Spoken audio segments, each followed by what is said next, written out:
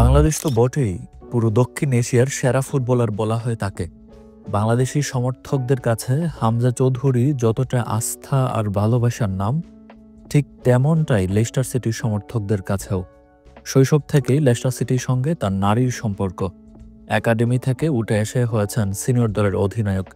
কিন্তু প্রশ্ন হচ্ছে, তাহলে কি এবার সেই দীর্ঘ সম্পর্কের ইতি টানতে যাচ্ছেন হামজা?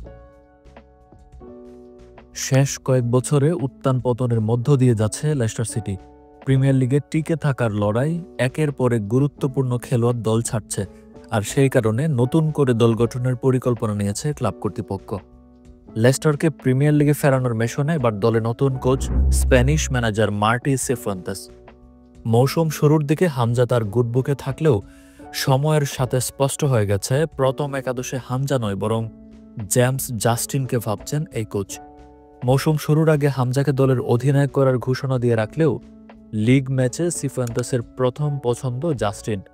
যদিও গতকাল চার্টনের বিপক্ষে জাস্টিনের ইনজুরিতে সুযোগ পান হামজা, আর সেই সুযোগ পেয়েই নিজের যোগ্যতার প্রমাণ রাখেন বাংলাদেশের এই সুপারস্টার। হামজা চৌধুরীর মতো মিডফিল্ডার বিশ্বে খুব কমই আছে। দ্রুত বল রিকভারি, নিখুঁত ট্যাকেল, এটাই হামজার বড় শক্তি। সাথে একাধিক পজিশনে সমানতালে খেলতে পারেন এই FA কাপ জয়ী। হামজাকে তাই দলে চাইবে বহু কোচ। এর আগেও বিভিন্ন সময়ে হামজাকে দলে নিতে চেয়েছিল নিউক্যাসল, ওয়েস্ট হামের মতো দলগুলো।